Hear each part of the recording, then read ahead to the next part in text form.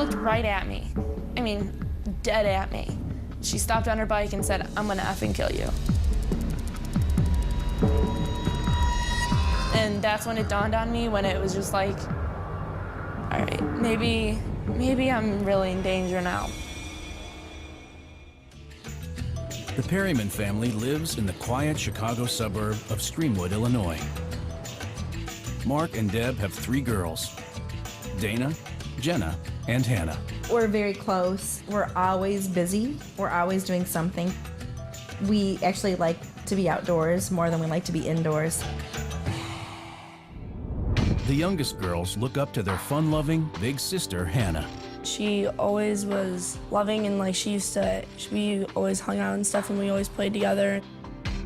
Hannah was very happy, very friendly, very trusting, very outgoing. Hannah got along with everybody.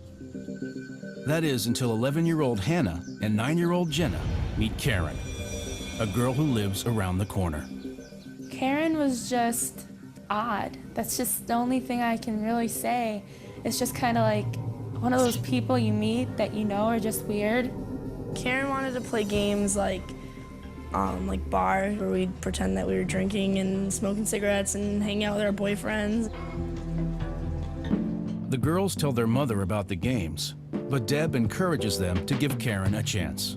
As a public school teacher, I'm like, yeah, I know she's a weird girl, but play with the weird girl because that's the nice thing to do.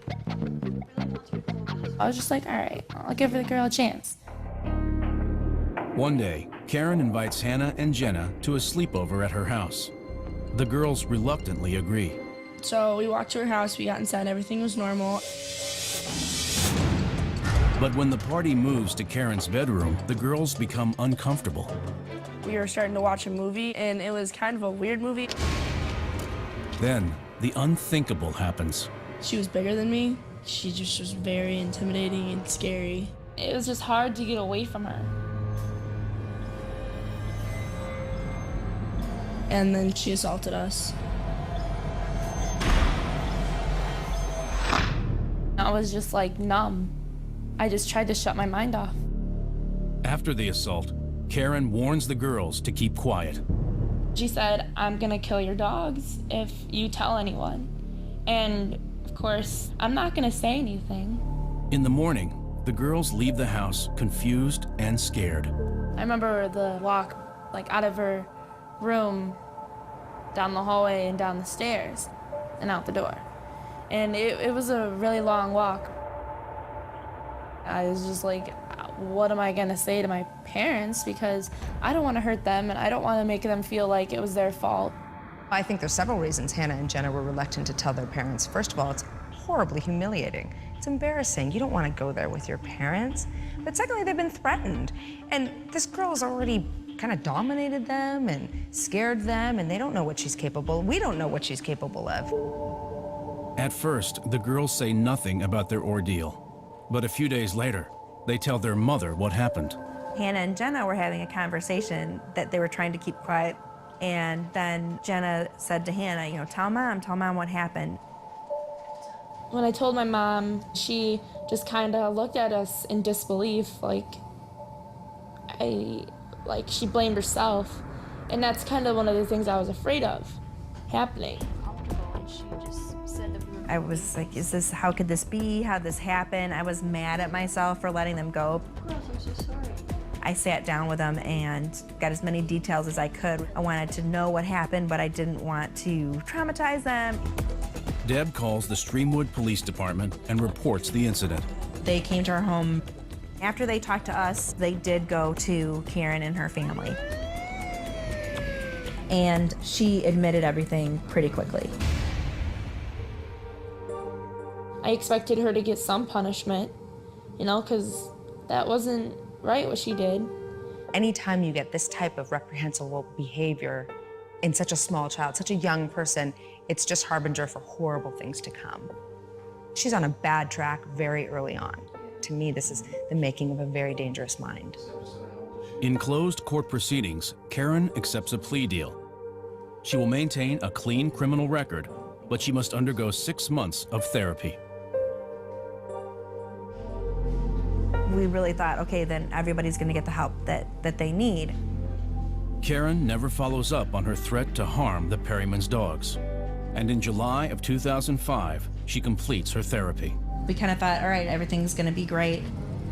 But the treatment doesn't stop her from displaying a new, disturbing behavior. We started seeing her out in front of our home. Karen would walk out in front of my house, like back and forth for a really long time.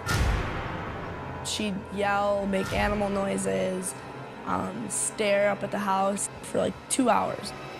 And if we'd leave, she'd always be there when we came back. Karen is showing signs of becoming a full-time stalker.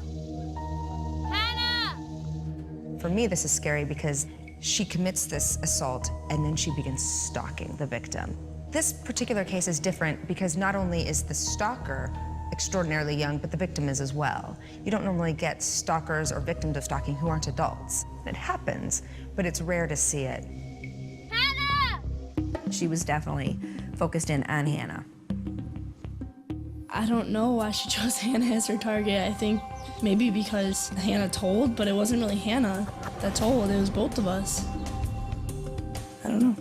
It really dawned on me that she was really after me. It was just like, why is she still in my life? Why can't she just leave me alone? It seems to me that Karen's threats aren't empty. I mean, she threatens the girls and she's following through on it, and now it's how dare they tell on her. Her stalking is reactive. She was tattled upon, and now her goal is to exact revenge. She's gonna punish the person who told on her. I don't think there's much limit to what this little girl might do. Day in and day out, Karen lurks outside the Perryman's home. Finally, Deb calls the police for help. I sound like a lunatic when I'm calling 911 to say, I've got a kid in front of my house. They explained to us at that time that there really wasn't much that could be done, that was a normal kid thing. This is not normal. The pacing out inside and, maybe doing it once or twice, being a little aggressive, pushing limits, that's one thing. But for hours and hours to stand out there, I mean, doesn't the girl get bored? No, because she's obsessed. And, there's not much the police can do. Karen's behavior, while deeply disturbing, falls between the cracks of what is legal and what is not. She hadn't done anything to break the law. I mean, if there's a teen that's pacing outside of your home, if there's a teen that's not getting along with your daughter, what are they going to charge her with? I feel like people were just kind of like, oh, it's just some girl drama, they'll figure it out. But everyone will soon discover it's more than just teenage bickering. Karen's out to settle the score.